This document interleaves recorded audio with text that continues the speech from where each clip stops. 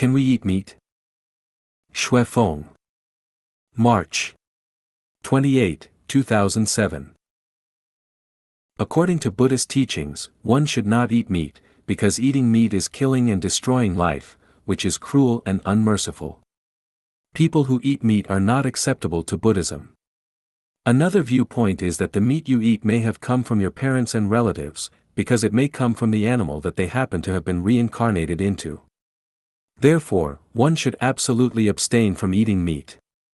Later Buddhist preachers proposed in light of the actual situation of followers living at home that 3 clean meat is eatable, namely, meat can be eatable if it does not come from the animal that is killed for you, that you do not want to kill, or that you have seen killed.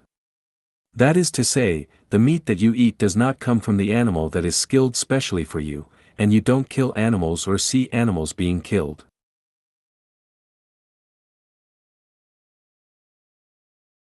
Tibetan Buddhism thinks that meat is eatable, because Tibetans are mostly herdsmen, for whom beef and mutton are their staple food, without which they can hardly survive. Followers of Judaism, Christianity, Roman Catholicism, and Orthodox Church eat meat, but do not eat the meat of dead animals. They only eat the meat of killed animals. The Old Testament of the Bible has made a detailed classified description of the animals that can be eaten and the animals that cannot be eaten. Islamism has a strict restriction on the eating of meat. This restriction comes from the Bible. As are different from Christians, Muslims, followers of Islamism, do not eat pork and carrion, because pork and carrion are not clean and thus will pollute man's spiritual nature. Besides, before killing animals, Muslims will chant scriptures to console animals and release their souls from purgatory, which reflects the mercy and care of Muslims for animals.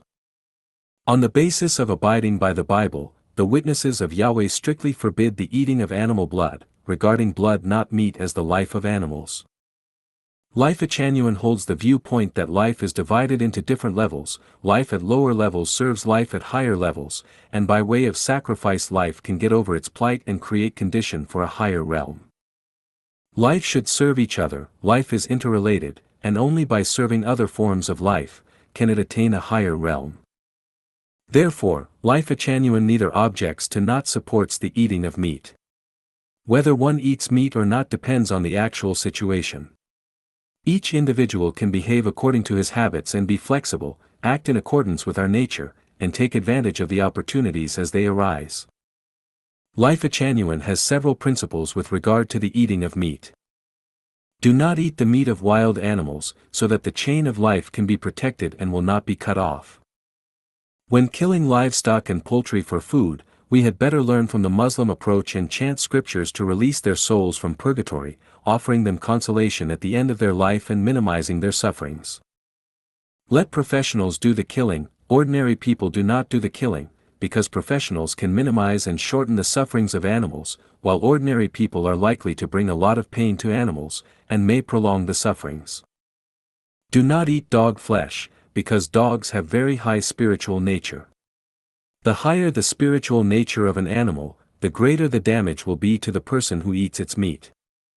Eat the cattle, goats, pigs, and chickens that have been raised specially to provide meat, and one had better refrain from eating livestock and poultry that have not been raised for this purpose. There is affection between man and poultry and livestock, which can only be felt by those who have taken great care in feeding them. I have seen cattle shedding tears, sheep looking sad, and chickens attaching to people. One cannot bear to kill those animals for which he has affection.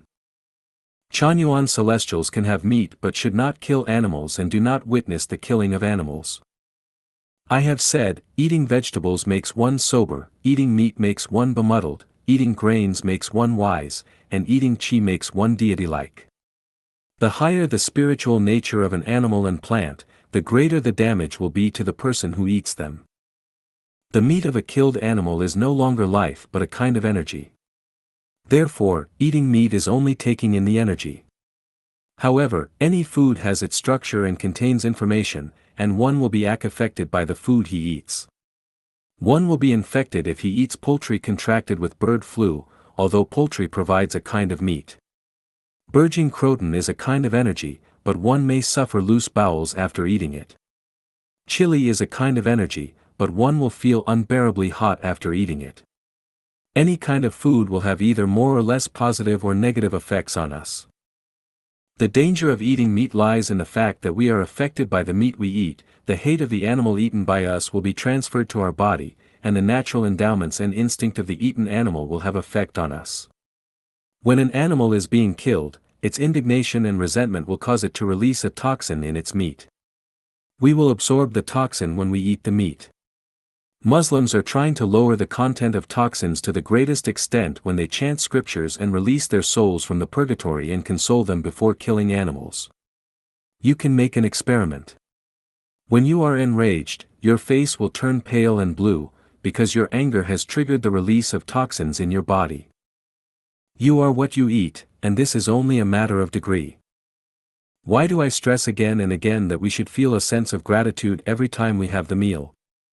Because only with a feeling of gratitude can we convert the toxins in the food and change the structure of food to benefit our own health. Christians will make prayer to the God at each meal to thank Him for the food He has given to people. And the deep level of reason for this is to convert the toxins. You can eat whenever you want to, but you must be grateful. Do not eat if do not want to, but do not feel that you have not gained advantage as a result. You can eat when you have to, but you may try your best to refrain from eating or try to eat as little as you can. You can understand the more profound ways concerning meat eating after you have learned non-form thinking and holographic thinking. The best way is to eat nothing. Eating chi is godlike. We can directly assimilate the essence of the sun and the moon and the anima of the earth.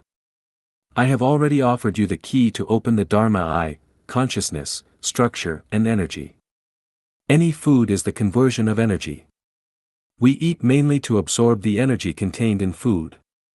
Then why do we still need to eat if we can absorb energy directly? Actually, whether one eats meat or not is related to the structure of everyone's life. Why doesn't sheep eat meat? Why does wolf eat meat? This is determined by their different structure of life. With self-cultivation and self-refinery, a person who likes meat very much will gradually lose interest in it, will grow averse to it, and may feel disgusted even at sight of it. Why? Because the non-material structure of your life has changed. Do not pretend, do not force and push. Let's conform to natural tendency. The core issue is to perfect the non-material structure of life, which is the key to solving problems and the key to self-refinery. Dieting is mainly a habit of thinking. If we have unconventional thinking, we can do away with dieting. When we say that we should pay off our debts in the human world, be sure to bear in mind that we still have to pay back the debts to nature, and the debts to plants. Why should we hold life and nature in awe and respect? Why should we protect life and nature? The purpose is to pay back our debts, not for the sake of morality. In modern times, the best way to pay off our debts is to build Lifechanyuan. The reason behind this is very profound, so we must strive to perceive and understand it.